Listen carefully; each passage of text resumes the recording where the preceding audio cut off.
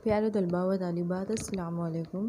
इससे पहले के पीरियड में हमने हर की क़ुव्वत के वसाइल देखे थे, जिसमें कोयला, मादनी तेल वगैरह देखा था। मादनी तेल की सफाई के बारे में पढ़ा था। अब उसके बाद हम देखेंगे कुदरती गैस।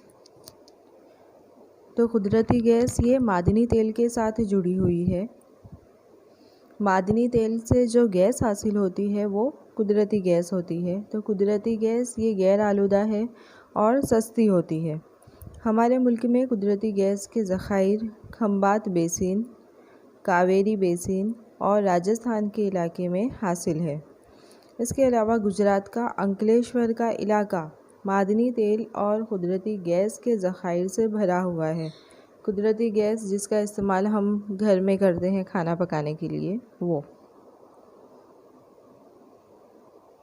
उसके बाद है तवानाई के गैर रस्मी वसाइल। तो तवानाई के गैर रस्मी वसाइल यानी ऐसे वसाइल जो कभी ख़त्म नहीं होते, जैसे बादी तवानाई, शमसी तवानाई, बायोगैस, भरती तवानाई वगैरह।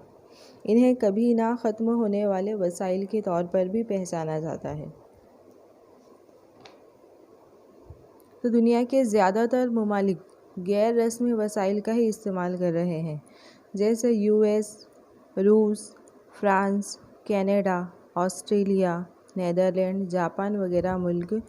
कई सारे मुल्क ऐसे हैं कि जो गैर रस्मी वसाइल का इस्तेमाल कर रहे हैं। 1991 में भारत में केस यानी commission for additional sources of energy की तश्कील की गई। इसी तरह गुजरात में गेडा यानी कि Gujarat energy development energy agency यानी गुजरात तवानाई तरक्की का इंतज़ामिया इस सिमत में काम कर रहा है। यानी ये अदारे बनाए गए हैं जो कि शमसी तवानाई या बादी तवानाई पैदा करते हैं। उसके बाद देखेंगे हम शमसी तवानाई के बारे में। तो सूरज की रोशनी से हासिल होने वाली तवानाई को शमसी तवानाई कहते हैं। शमसी तवानाई की टेक्नोलॉजी की वजह से भारत में काफ़ी तरक्की हुई है। सोलर कुकर का इस्तेमाल खाना पकाने के लिए होता है। सोलर हीटर का इस्तेमाल पानी गर्म करने के लिए होता है और सोलर पैनल का इस्तेमाल बिजली पैदा करने के लिए किया जाता है। तो हमारे मुल्क में गुजरात सबसे ज़्यादा शमसी तवानाई पैदा करने वाला सूबा है। गुजरात एनर्जी विकास एजेंसी यानी गेडा ने वडोदरा के छानी के करीब 10 टन की सलाहियत रखने वाला कोल्ड स्टोरेज कायम किया गया है। मौजूदा दौर में जिन देहातों में बिजली नहीं है, वहाँ स्ट्रीट लाइट, खेतों में सिंचाई और टीवी के लिए सोलर पैनल का इंतज़ाम किया गया है। इसके अलावा गुजरात के इलाके भोज के करीब माधापुर में समंदर के खारे पानी को डिसैलिनेशन यानी मीठा पानी बनाने के लिए शमसी तवानाई प्लांट कायम किया गया है।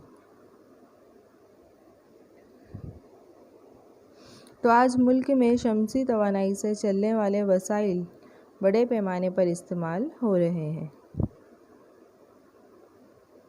उसके बाद देखेंगे बादी तवानाई के बारे में। तो यानी कि हवा। तो हवा के ज़रिए जो तवानाई हासिल होती है उसे बादी तवानाई कहते हैं। ख़ास तौर पर समंदर के किनारे या साहिली किनारे पन चक्की के ज़रिए, बाद चक्की के ज़रिए बादी तवानाई हासिल की जाती है। दुनिया में बादी तवानाई हासिल करने वाले मुल्कों में भारत का 5वां नंबर है। भारत में तवानाई हासिल करने वाली रियासतों में गुजरात, तमिलनाडु, महाराष्ट्र, आंध्र प्रदेश, ओडिशा, कर्नाटक, मध्य प्रदेश और केरल का शुमार होता है। गुजरात में जामनगर, लांबा गाँव, कच्छ के मांडवी के समंदर के किनारे बड़े बड़े विंड फार्म यानी कि पवन चक्की कायम की गई है और पवन चक्की के ज़रिए तवानाई हासिल की जाती है। इसके अलावा द्वारिका, जामनगर, राजकोट, पोरबंदर वगैरह ज़िलों में बुलंदी पर बाद चक्कियाँ कायम करके बिजली पैदा की जाती है। उसके बाद देखेंगे बायोगैस। तो बायोगैस पैदा करने के लिए एक बड़े से खार कुएं में नाकारा ज़रई मादे, गन्ने के कूचे, दीगर नबातात, गोबर, इंसानी बोलो बराज का शुमार होता है। ये तमाम चीज़ें बड़े से खार कुएं में डाली जाती है। इन मादों के सड़ने की वजह से मीथेन गैस पैदा होती है। मीथेन गैस जो कि आतिशगीर होती है यानी जलती है, और इसमें से खाद भी हासिल होती है जो कि बग़ैर जहर की होती है। यूँ तवानाई और खाद दोनों चीज़ें बायोगैस से हासिल की जा सकती है। तो ये तवानाई हासिल करने का एक गैर रस्मी वसीला है। शमसी तवानाई और बायोगैस, ये दोनों तवानाई के वसाइल भारत की देहातों की ज़िंदगी को बदल सकते हैं। देहाती इलाकों की सफाई भी हो सकती है और साथ ही साथ घरों में इस्तेमाल होने वाली तवानाई की कमी को भी पूरा किया जा सकता है।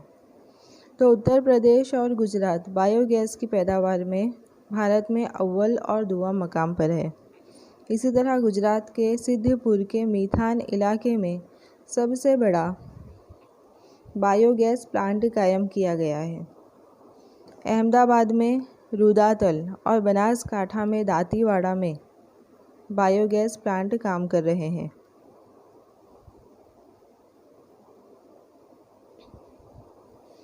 उसके बाद देखेंगे ज़ेरे ज़मीन तवानाई। तो ज़मीन के नीचे पानी है, तो कई मर्तबा ये पानी मैग्मा से मिल जाने की वजह से यानी लावे से मिल जाने की वजह से वो भाप की शक्ल में ऊपर आता है। तो वो भाप की शक्ल में पानी ऊपर आता है, उसके ज़रिए भी तवानाई हासिल की जा सकती है।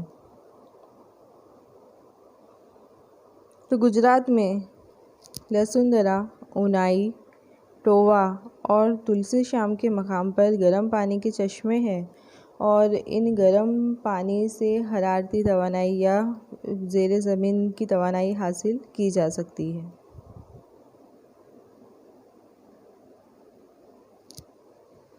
उसके बाद हम देखेंगे भरती तवानाई। तो सूरज और चाँद की कशिश शक्ल की वजह से समंदर में मद्दो जज़र का अमल जारी रहता है यानी भरती आती है। तो भरती के पानी में भी तवानाई ज़्यादा होती है।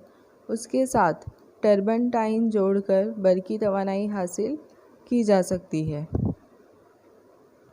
1910 में फ्रांस ने भरती ओट की मदद से बिजली हासिल करने का मंसूबा बनाया और उस पर अमल किया। तो गुजरात के कच्छ और खंबात के साहिली इलाके पर इन मंसूबों पर अमल शुरू हो चुका है। उसके बाद है मादनियात का तहफ़्फ़ुज़। तो इंसान के वजूद और उसकी तरक्की के लिए मादनियात ज़रूरी है, इसलिए मादनियात का किफ़ायत से कम इस्तेमाल करना चाहिए और उसका तहफ़्फ़ुज़ करना चाहिए। आज दुनिया का हर एक मुल्क अपनी तरक्की और बरामदात बढ़ाने के लिए कोशिश करता है। बरामदात को बढ़ाकर गैर मुल्की करेंसी हासिल करने के लिए मादनियात का बहुत ही ज़्यादा इस्तेमाल कर रहा है। इस वजह से मादनियात की हिफाजत ज़रूरी है। मादनियात के तहफ़्फ़ुज़ के लिए हिफाजती अक़दाम। तो मादनियात हासिल करने के लिए मुनासिब टेक्नोलॉजी का इस्तेमाल किया जाए यानी साइंसी तरीके का इस्तेमाल किया जाए तो मादनियात का बिगाड़ रोका जा सकता है। लोहा, तांबा, एल्यूमिनियम और कलई वगैरह मादनियात में से निकलने वाले कचरे को दोबारा इस्तेमाल करना चाहिए। इसके अलावा ऐसी मादनियात जो कम हासिल होती है उनकी जगह मुतबादिल मादनियात का इस्तेमाल करना चाहिए, जिसे बिजली की जगह शमसी तवानाई, बादी तवानाई, भरती तवानाई का इस्तेमाल करना चाहिए। तांबे की जगह एल्यूमिनियम का इस्तेमाल करना चाहिए। पेट्रोल की जगह CNG का इस्तेमाल करना चाहिए।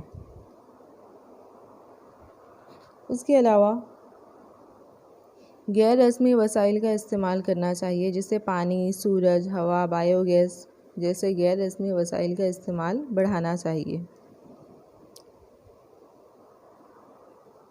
माहौलियात का मेयार बरकरार रखकर आइंदा नस्ल को साफ़ सुथरे माहौल का तोहफ़ा देना है। तो इस तरह मादनियात के वसाइल की हिफाजत बहुत ही ज़रूरी है। तो ये सबक यहाँ आपका ख़त्म होता है।